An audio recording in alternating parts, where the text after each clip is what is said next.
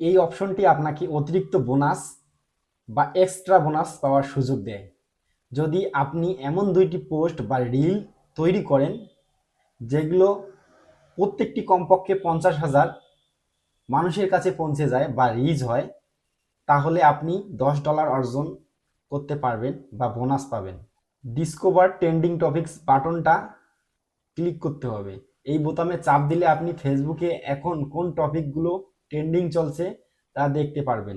সেই বিষয়গুলো নিয়ে কন্টেন্ট বানালে আপনার পোস্ট বেশি মানুষের কাছে পৌঁছাবে, রিচ বাড়বে, ফলে আপনি সহজেই এই বোনাস অর্জন করতে পারবেন।